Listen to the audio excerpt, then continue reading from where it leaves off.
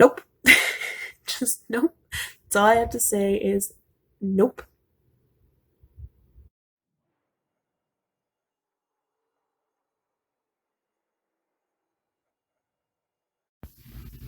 Hey, Alexis from the future here editing. Uh, so I just realized that the sound quality is really, really bad, and I don't know why. Um, I'm not able to currently get like a good mic or anything right now, but I mean, I record it with my phone, but I've always recorded it with my phone, so I'm not sure why the quality sounds so bad on here. So just wanted to pop in and say I'm sorry for that. Um, but yeah, sorry. Okay, bye. So I have three stories to read. They're all kind of short. So I'm going to go ahead and read them and then kind of like give my response to them. Um, but yeah. Okay, so this first one is from Stella.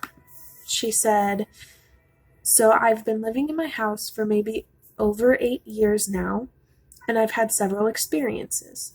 My room is the basement, first mistake, and I'm able to hear when people are upstairs walking around, and I know who it is. Well, in the middle of the night, I would hear heavy boot steps around 3 a.m. nightly. I've seen a chair move on its own, and my dog sleeps with me, and he had woken up, gone to the edge of my bed, and started growling at the corner of my room. He has barked into empty halls before as well. I feel like that's more common because they think they see something. But I mean, I guess I could be wrong. Like, I know pets can see paranormal stuff, and I know babies can, and depending on how open minded you are, some people can see them. Not like mediums and stuff, but like, they're more um, available for the ghost to be seen by them if they are like willing to accept it, I guess. But that's just my take. That's not like proven or anything. That's just my take on it. Um, sorry, back to the story. I always get a sense of being watched and have seen unexplainable black shadows before. It was great, lol. I'm glad you have a good sense of humor, Stella. The most recent experience I've had is someone or something blowing into my ear. I feel like that could possibly be explained, but either way, whether it's wind that you didn't expect or someone actually doing it, it's creepy nonetheless. Um, And then she says that she felt like she was going crazy because of it, but my mother was in her room looking through her closet and said out of nowhere, my dad's closet closed shut as if someone slammed it shut, but just said it was probably the wind. So, yeah, I think I've had more experiences versus anyone else. I mean, when we moved in, there were holes in every wall in every room, and it was built in 1983. I feel like 1983 is really not that old for a building to be like haunted. Like most places, I feel like the 1800s is around the time that they were built. Um, I don't know. Either way, all of that was, it's a lot. Especially if you live with non believers that just try to like make sense of it. Um, it can get kind of frustrating for people not to like believe you, or when they do believe you, they try to justify it in some other way than what you're feeling. But thank you, Stella, for letting me read that. And let's go to the next one. Okay, so this next one is by Janae. I think that's how you say it. But here we go. When I was younger, we lived in this house. I would always wake up in the middle of the night and stay up. I don't know why, but it was just a thing. It was around 3 a.m., and I saw a shadowy figure come out of the bathroom and walk down the hallway.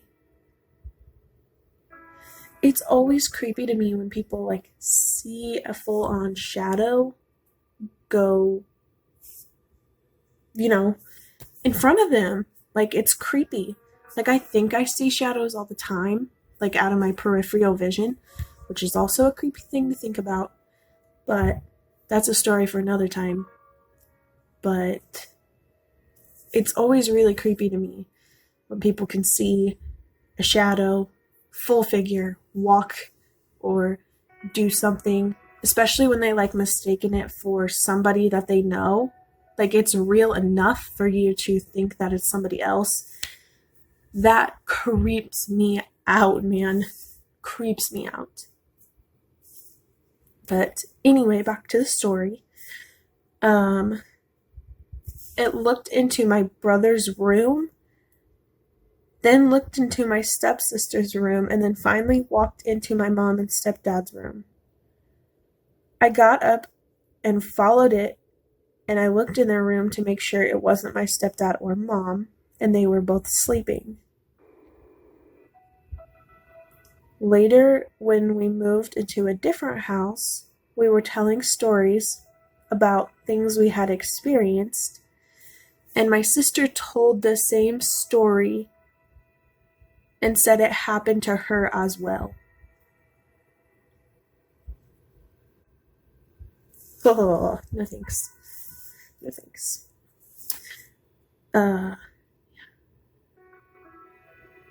then she has like another like little part in here that says, when living at a duplex, I was home alone and I was just sitting in my living room around 7 o'clock at night, and I heard little kids laughing near my mom's room. Now, I don't know if you know like what residual haunting is, but basically it's usually tied to an item, but the spirits that are connected to an item or a location, it's kind of like a time lapse, but it's stuck on repeat, if that makes sense. So if they're not interacting with you personally, it's a residual haunting, which is, I mean, it sounds weird, but it's basically like an imprint in time that keeps playing. So like footsteps are often residual. Giggling and laughing like kids and stuff, that's often residual. If you go to like a battlefield and like abandoned buildings where big events happened, those are often residual hauntings. Basically, the easiest way to describe it is if it's not actually interacting with you, it's residual. I learned that from ghost hunters. But I thought that it was really cool to like know the different types of hauntings. And I'm kind of learning a little bit more about poltergeist. And it's basically like a manifestation of your internal emotions pushed outward. I'm still learning on that one, but I think it's kind of cool. I mean, it wouldn't be cool to have one by any means, but I think it's kind of cool that like we can have that much impact on paranormal activity. But yeah, last story for you guys. This one is by Michaela, and I did read this one already. And this one kind of is like heartwarming, but at the same time still kind of creepy. But it says, my boyfriend's son would be 4 in November, but he passed away at 3 months old. We consistently saw things at our apartment. Toys move on their own, like trucks. they would roll across the carpet with no window open, no air on, so there was no way the wind would move it. The same thing would happen with the door in the bathroom without any windows open, AC on, and the door would slowly close and swing back open like someone was just standing there, slightly pushing it back and forth. See, I haven't had that happen. Usually, like, doors slam shut or they open on their own. It's never really like you actually get to see it go back and forth. So that's kind of cool.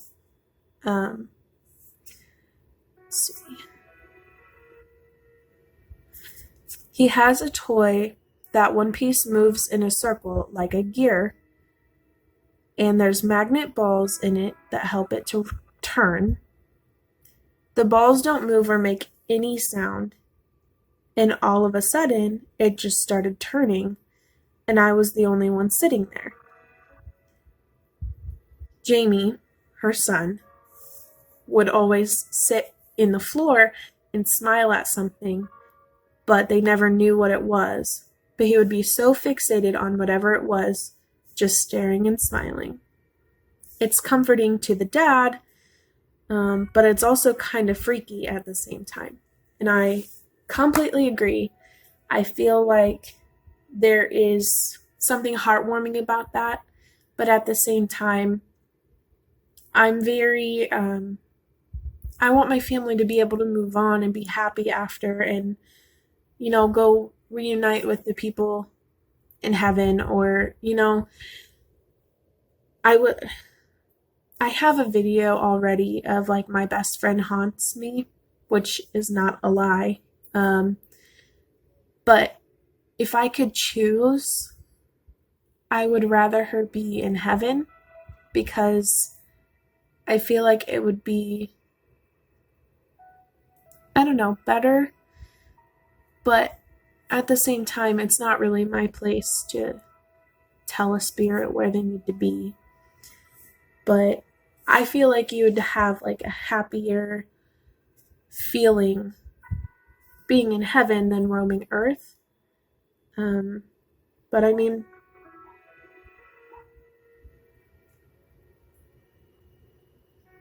sorry, my neighbor's dog. But I feel like, maybe his job is to make sure that the new baby is taken care of and doing okay, and maybe that's why he's still here. Unfinished business is usually what they say keeps the spirits here. So, maybe we just need to wait and kind of take it for what it is, a blessing that you still get some type of connection with your son or his son. But yeah, that's all I have for you guys today. I hope you liked it. Let me know what you think about the setup. Don't forget to like and subscribe. If you're already subscribed, thank you very much. I'm going to do my best to make some more videos. Hopefully, like having an actual setup like I do now will help me be more proactive in getting more videos done for you guys. But let me know what kind of spooky things you'd like, because spooky season is year-round for me, and I'm loving this weather, loving this decorating. I love it all. So I'll catch you in the next one. Bye, guys.